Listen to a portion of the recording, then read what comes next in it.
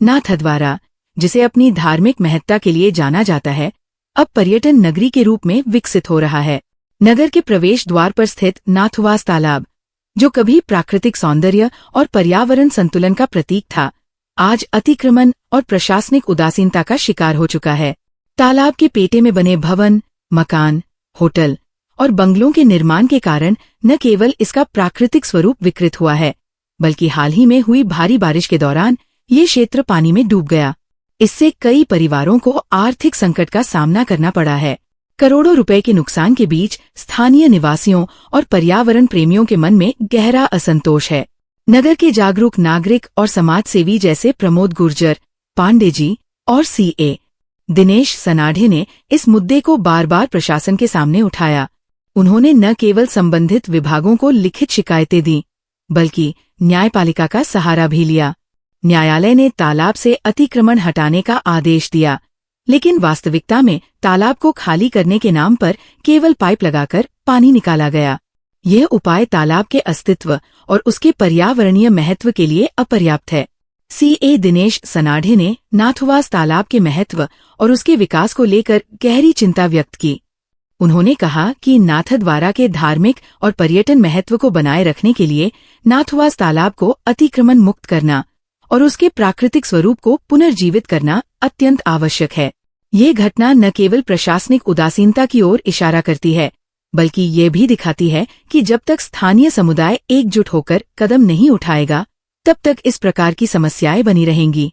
नाथद्वारा के निवासियों के लिए ये समय है कि वे अपने शहर के पर्यावरणीय और सांस्कृतिक धरोहरों की रक्षा के लिए सक्रिय भूमिका निभाएं। एंट्री के ऊपर सबसे पहले नाथुवास तालाब आता है, इधर उदयपुर की तरफ से आते हैं तब वहाँ पर क्या है, अतिक्रमण हो रहे हैं बहुत सारे। उसकी शिकायत 2017 से चल रही है, मेरे पास अब रिपोर्ट है। 2017 से उसके ऊपर हम शिकायतें कर रखी लोगों ने। उसके बाद प्रशासन ने कोई ध्यान नहीं दिया। उसके बाद में उन्होंने वहाँ पर हाई कोर्ट में एप्लीकेशन लगाई। उसके बाद में वहाँ पर हाई कोर्ट के ऑर्डर भी हुए, 2020 में भी हुए, 2022 में भी हुए और 2024 में भी हुए। दो ऑर्डर होने के बावजूद उन्होंने ये कहा, हाई कोर्ट ने माननीय हाई कोर्ट ने साफ शब्दों में कहा कि अतिक्रमण को हटाया जाए, मलबा हटाया जाए, पूर्व स्थिति कायम की जाए। परंतु यहाँ के प्रशासन तो इतने समझदार हैं कि बढ़ाव हटाने की जगह उपखंड अधिकारी जो एसडीएम है, उन्होंने 10/9/2024 को एक आदेश दिया, 3 फीट पानी खाली कर दिया जाए। तो अब ये मेरे को समझ नहीं आया कि हाई कोर्ट का ऑर्डर बड़ा होता है या एसडीएम कोर्ट का ऑर्डर बड़ा होता है। तो इस तरह से यदि विकास करेंगे तो मैं सोचता हूँ कि विकास नहीं, विनाश की तरफ जा रहे हैं। न्यायपालिका की तरफ भी उनको, न्यायपालिका का भी आदेश को भी ये नजरअंदाज किया जा रहा है। हाँ, मैं ये बताना चाहूँगा इसमें कि हाई कोर्ट का स्पष्ट ऑर्डर है कि अतिक्रमण हटाए जाए। ये 2022 का ऑर्डर है। 2022 के ऑर्डर में साफ लिखा हुआ है कि municipal board has been directed to ensure that no further construction is allowed on the area of the water bodies in question. कोई अलाउ नहीं किया। उसके 2022 के बाद में अतिक्रमण हुए हैं, उनके फोटोग्राफ सबमिट किए हैं। उसके बाद प्रशासन ने कुछ नहीं दिया, कुछ किया नहीं। इसके बाद में माननीय हाई कोर्ट ने 16/5/2024 को एक ऑर्डर पास किया। इसके अंदर साफ दिया, municipality corporation assured the court that all moves will be taken to clean and reclaim the original sanctity of the lake of the question नाथुवास। मतलब उसको पूरी स्थिति में लाई जाए, पूरी स्थिति में कायम बनाए जाए। परंतु उसके बाद भी अतिक्रमण हो रहा है और अतिक्रमण इतने हो रहे हैं कि 2024 के अंदर ये 16/5/2024 का ऑर्डर है। इसके बाद में जो ऑर्डर एसडीएम कोर्ट ने दिया 10/9/2024 को, उसमें उन्होंने कहा 3 फीट पानी खाली करो। तो ये तो अतिक्रमण को इनडायरेक्ट रूप से बढ़ावा देने की बात हुई। इसके बाद मैं मूल रूप से ये कहना चाहूँगा, 2017 के जो हो रहा है, इसके पहले के जो पूर्व के जो नगर पालिका है और उन्होंने जो परमिशन दी है वो भी गलत दी है। जो डूब क्षेत्र है, करीब 180 बीघा का इनका भराव क्षेत्र है। अभी वहाँ पर 8 बीघा भी मुश्किल से नजर आता है। हाईवे के पास भी पानी भरा। कुछ लोगों ने बंगले बना दिए, वो भी डूब क्षेत्र से लगे, किसी ने मकान बना लिए। तो वो डूब क्षेत्र में ही मकान की परमिशन ग्रांट की गई, पट्टे बने, ऊपर भवन निर्माण की स्वीकृति हुई है। तो ये तो जो जिस अधिकारी ने डूब क्षेत्र के अंदर जानते हुए ये परमिशन दी है, उनके खिलाफ कार्रवाई होनी चाहिए। और जो बेचारे जिन्होंने अपनी जीवन भर की पूंजी लगा के जो मकान खरीदा है वहाँ पर, उनको तो रिलीफ मिलना चाहिए।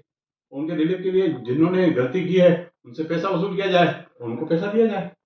सीधा साधा कोर्ट भी यही ऑर्डर करेगी। हाई कोर्ट में भी ये पिटीशन लगा हुआ है। हाई कोर्ट भी ये कहेगी भाई जो इनको जो नुकसान हुआ है वो भुगतान किया जाए और जिन्होंने गलती की है उससे वसूल किया जाए। सरकार क्यों भुगते है इसमें? जब सरकार का नियम है कि डूब क्षेत्र के अंदर कोई निर्माण स्वीकृति नहीं मिलेगी, पट्टे नहीं बनेंगे, जिन्होंने परमिशन दी है उनको जांच की जाए और उस जांच करने के बाद उन अधिकारियों से वसूल किया जाए पैसा। संबंधित विभाग को क्या करना चाहिए? संबंधित विभाग को कुछ संबंधित विभाग तो सुझाव आपके अपने भी ये राजस्थान गवर्नमेंट का संपर्क डिपार्टमेंट है, ये उसकी कॉपी है मेरे पास। मैंने इसकी 5 बार शिकायत की और ये पूछते क्या हैं, बताते क्या हैं। मैंने कहा कि ये 2022 और 2024 का जो ऑर्डर है उसके खिलाफ इन्होंने ये काम किया। तो वो नगर पालिका क्या जवाब देती है कि कोर्ट में चल रहा है फैसला, इसलिए पानी खाली कर रहे हैं हम, उसके बारे में हम कुछ नहीं बोल सकते। तो कोर्ट का बोलता है तो पानी खाली करना का ऑर्डर दिया वही गलत है, उसके लिए हम पूछ क्या रहे हैं, जवाब क्या दे रहे हैं। टोटल मिलाकर जनता को गुमराह किया जा रहा है।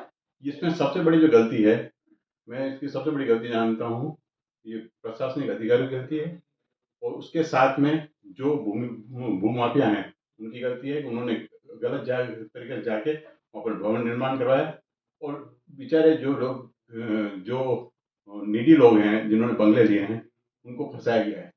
तो भूमि माफिया जो हैं उनको उसका भुगतान करना चाहिए और अधिकारियों को भुगतान चाहिए, जबकि वो सक्षम है, अधिकारियों ने भी सक्षम है, उनसे पैसा लेना चाहिए, उसमें क्या दिक्कत है? उसमें लोगों को राहत मिलनी चाहिए। लोगों को राहत मिलनी चाहिए और जो जहाँ अतिक्रमण कर रखा है उसको हटाना चाहिए।